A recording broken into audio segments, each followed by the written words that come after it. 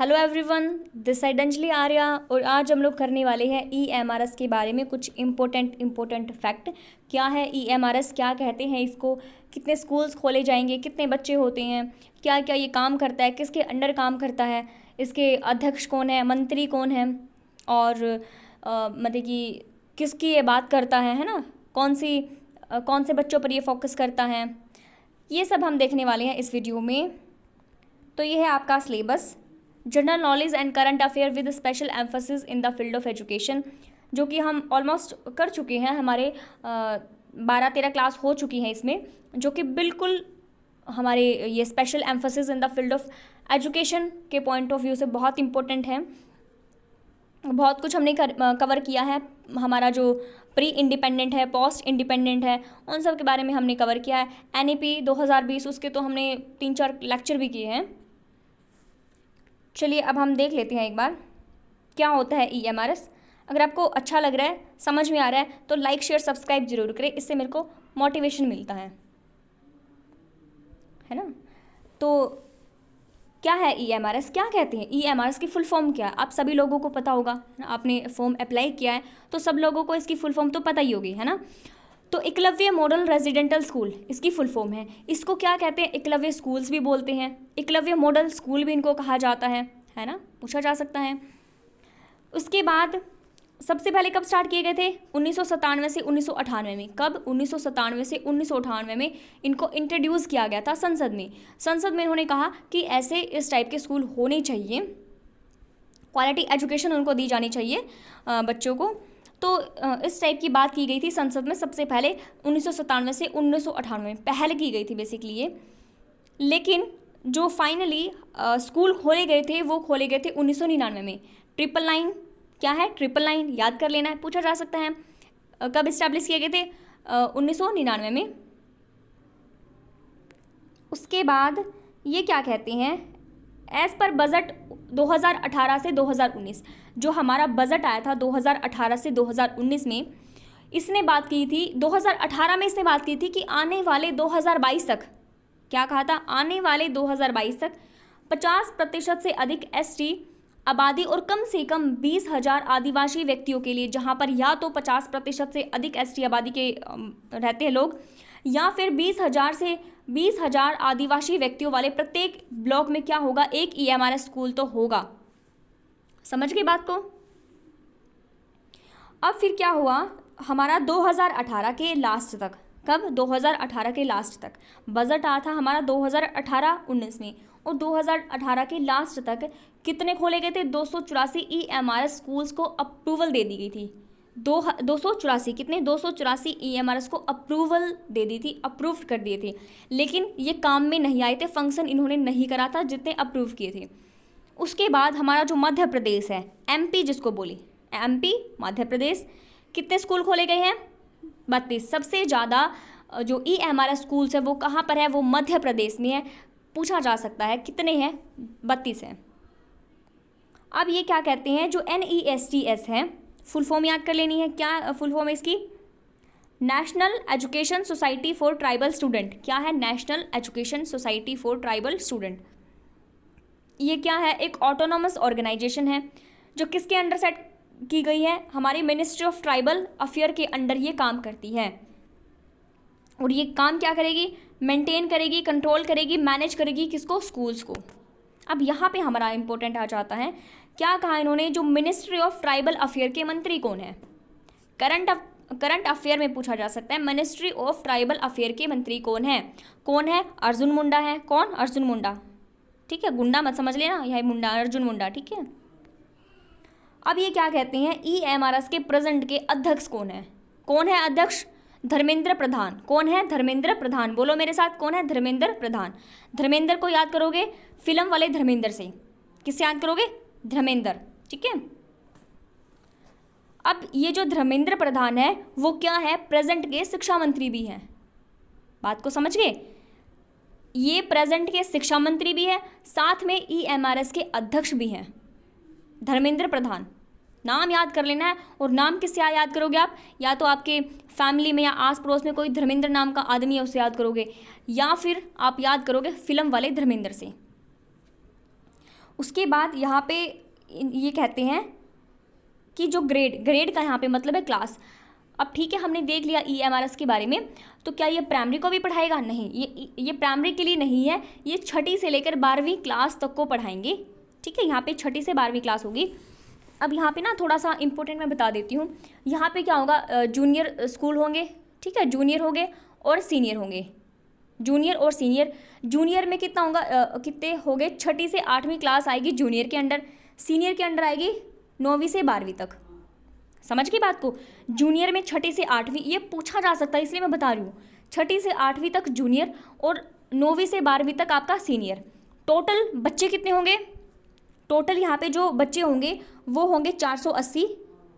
240 लड़कियाँ होंगी, 240 गर्ल्स होंगे और 240 हमारे क्या होंगे, बॉयज़ होंगे। ठीक है, और अगर मैं बात करूँ हॉस्टल्स की, तो जो हमारे गर्ल्स के लिए कितने हॉस्टल होंगे, 4 हॉस्टल होंगे।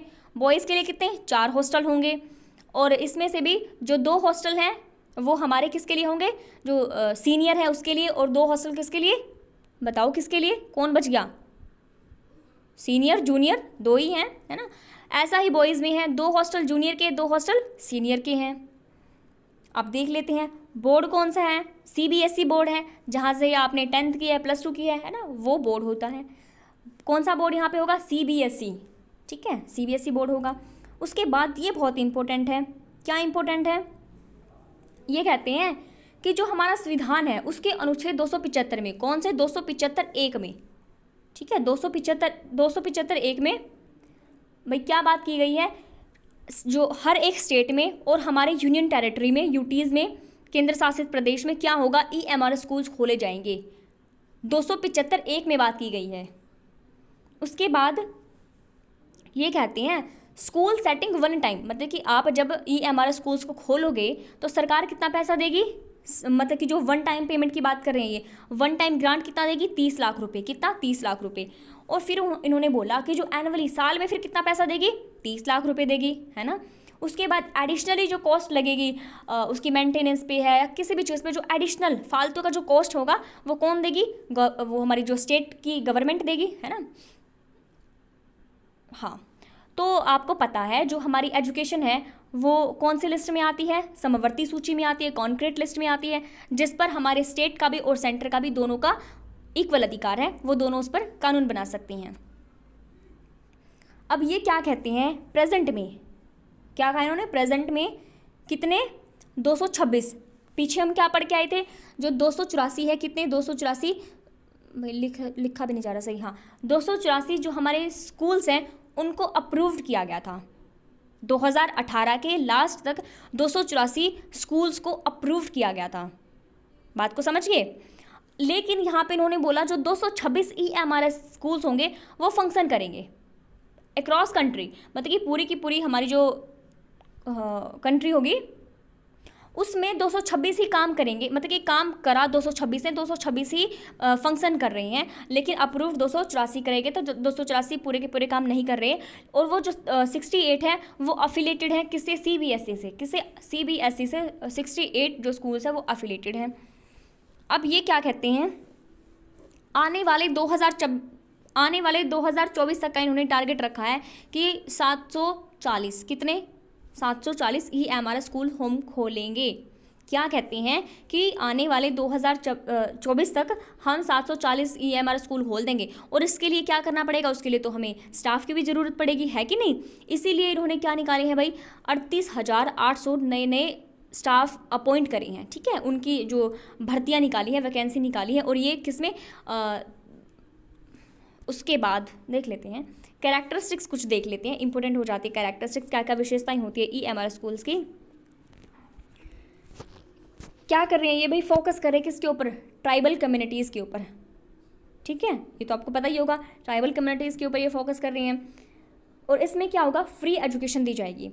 फ्री एजुकेशन, अगर आप कभी पढ़े हो नवोदय में या फिर किसी स्कूल्स में ऐसे पढ़े हो, तो वहाँ पे वहाँ पे क्या दिया जाता है, वहाँ पे फ्री एजुकेशन दी जाती है आपको, रहने की, खाने की, किताबें, यूनिफॉर्म वगैरह सब कुछ फ्री ऑफ कॉस्ट दिया जाता है। यहीं पे ये बात कर रहे हैं कि फ्री एजुकेशन दी जाएगी, है ना। एकोमोडेशन दिया जाएगा, एकोमोडेशन का यहाँ पे मतलब है रेजिडेंट, ठीक है, उनको हॉस्टल दिया जाएगा। क्या दिया जाएगा? हॉस्टल। जैसे कि नाम में लिखा हुआ है एकलव्य मॉडल रेजिडेंटल, तो यहाँ पे एकोमोडेशन, रहने की फैसिलिटी दी जाएगी, साथ में खाना दिया जाएगा। क्या दिया जाएगा? फ्री दिया जाएगा वो खाना, और क्वालिटी का खाना होगा। ऐसे थोड़ी डाइटिशियन से चार्ट बनवाया जाएगा, कितने से कितने उम्र के बच्चों को कैसा खाना दिया जाएगा, उनकी डाइट में क्या ऐड किया जाएगा। उसके बाद किताबें फ्री मिलेंगी, ठीक है। उसके बाद यूनिफॉर्म में थोड़ा सा बता देती हूँ मैं आपको। यूनिफॉर्म 4 यूनिफॉर्म दी जाएंगी बच्चे को।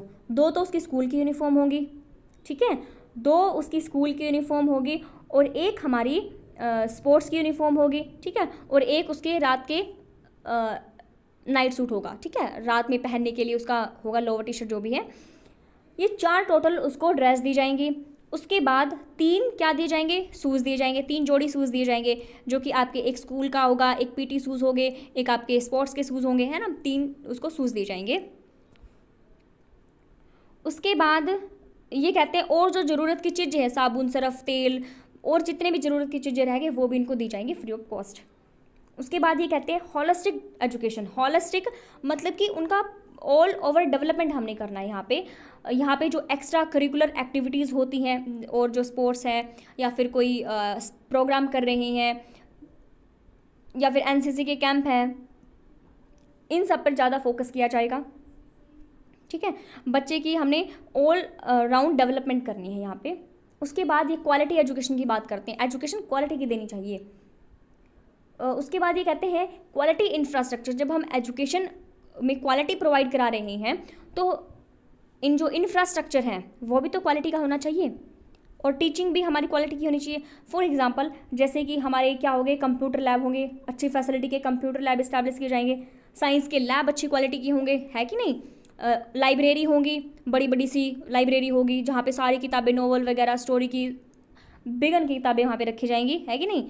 उसके बाद स्पोर्ट्स का ग्राउंड होगा। कहने का मतलब जो इंफ्रास्ट्रक्चर है वो हमारा अच्छा होगा, सारी फैसिलिटी बच्चे को दी जाएंगे।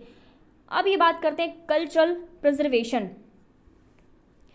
कल्चर जो है ना उसको भी यहाँ पे बढ़ावा दिया जाएगा। अब आपने फॉर्म फिल किया है तभी आप इस वीडियो को देख रहे हो, है ना, तो उसमें क्या है, एक रीजनल लैंग्वेज करके सब्जेक्ट ऐड किया है कि आपको रीजनल लैंग्वेज चूज़ करनी है। आपकी 18 लैंग्वेज दी गई है, उसमें से आपको कोई रीजनल लैंग्वेज चूज़ करनी है, जिसमें आपका पेपर होगा। कितने नंबर की वेटेज रखेगी? 10 नंबर की वो वेटेज रखेगी। और ये भी बोला गया है रीजनल लैंग्वेज में जिसके ज़्यादा नंबर आएंगे, मतलब कि हाईएस्ट जो स्कोर होगा उसके हिसाब से उसको अपॉइंट भी किया जाएगा। रीजनल लैंग्वेज में अच्छे नंबर हैं, अच्छी वेटेज है, तो उसको उसी के एरिया में अपॉइंट कर दिया जाएगा। ये भी बात कही गई है। उसके बाद ये कहते हैं कि focus on higher education. Higher education पे तो फोकस क्या क्या है, तभी तो ये करंट अफेयर में, जनरल अवेयरनेस में ये घुसा रहे हैं टॉपिक कौन सा, कि special emphasis in the field of education, special emphasis in the field of education. तो यहाँ पे हायर एजुकेशन पे फोकस किया जाता है।